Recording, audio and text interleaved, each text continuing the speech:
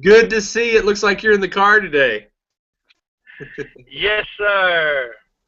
Hey, Driving, awesome. having a great time. Awesome. Very excited to have you here and to be able to share this video. God Was Self-Employed, your new book, just came out, hot off the presses. You started your first business at age 17. You talk a lot about opportunity and the American dream. Why did you write the book? Tell us a little bit about that.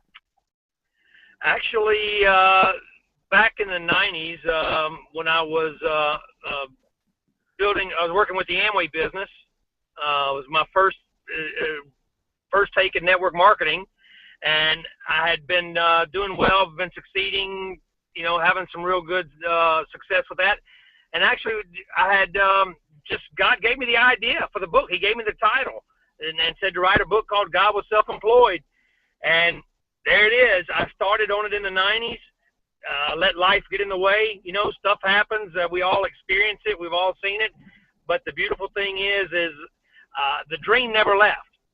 It may have got slowed down, but it never left. For the last 20 years, I've talked about it. I've thought about it. And I tell people this, Michael, it's every seed has a certain gestation cycle. It's a gestation period.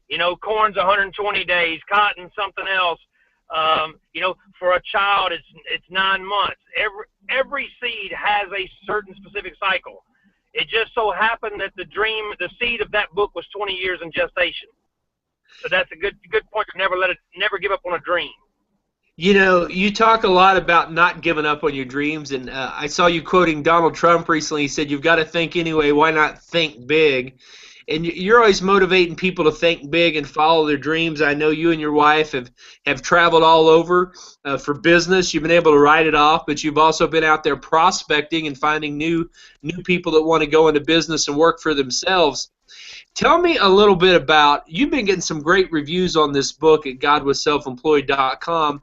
I know recently you had Bob Proctor say some positive things. You've had just tons of people giving you some great feedback. What is the reception of the book? What kind of feedback are you getting? I tell you, the biggest things are, and this was the one that surprised me the most. People were really surprised about my story, and I've actually had several people say, I wish I could have got more of your story and more of how you overcame the adversities you did and what you learned out of overcoming each adversity. I said two things about that. That's why one of the reasons I didn't put it in there is because now you got to hire me to come speak. The second thing is honestly, I didn't think about it. I didn't think my story was that big of a deal, and come to find out, that's the one thing people love out of it the most. The second thing that I get is people seem to love the fact that I use scripture, but I'm not preachy. I'm not preaching to people and trying to convert people.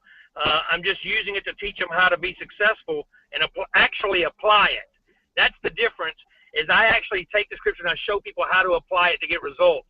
I tell people all the time, so look, I'm not a preacher, and I'm not here to preach to you. I'm a businessman that's a Christian. I said, there's two things you got to remember. Jesus saves, but Todd teaches. There you go. There you go.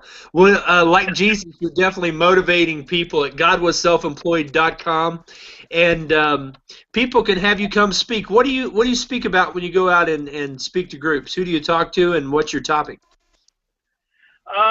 My topic is a topic of overcoming and overcoming to become. That anybody anywhere can do anything. Not only that, but also from a sales, I can also teach on sales stuff. I've been in sales, also been number one in sales for every company I've ever been with. So I teach people. Look, Michael, you know me. I'm a high school educated North Louisiana redneck, and I came from nothing. My family didn't have anything, and I built it up. I've lost it. I've built it up. I've lost it, and I've built it up again. I'm the guy. I'm the guy that I'm an excuse remover is what it is. And so when you see me, you'll know if that guy can do it, I can do it. And then one of the first questions you ever asked me when we first met was, what do you want to do? And I told you, I said, you know what? I want to inspire people to think. And I said, no, wait, that's not accurate. That's not right at all. I said, I want to inspire people to want to think.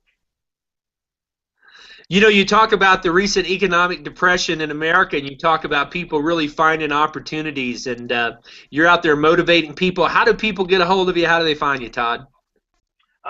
They can get a hold of me at toddmcbroom.com, and then also I have they can for booking information, you can go to booking@toddmcbroom.com, or I have my personal email, which is just toddmcbroom@gmail.com. And I think even on godwasselfemployed.com, there's a place to contact me on there also. So if somebody says they can't find me, I'm just thinking they're not looking very hard.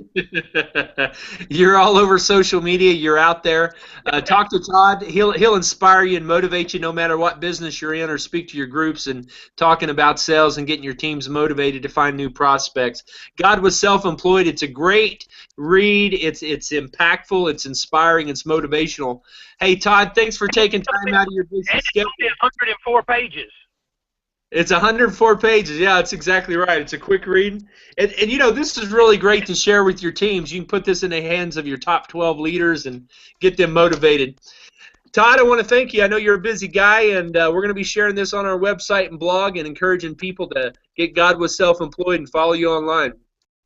Well, I appreciate it. They can check me out. I'm also Facebook, Todd McBroom, Twitter @Todd McBroom, Instagram, ToddyMac67, TODDYMC67, and I have a lot of good pictures of food and crushed grapes on Instagram. Yeah. Well, have fun at St. Martin. I know you and your wife are headed out on another trip soon, so great to catch up with you, and have a great weekend, my friend.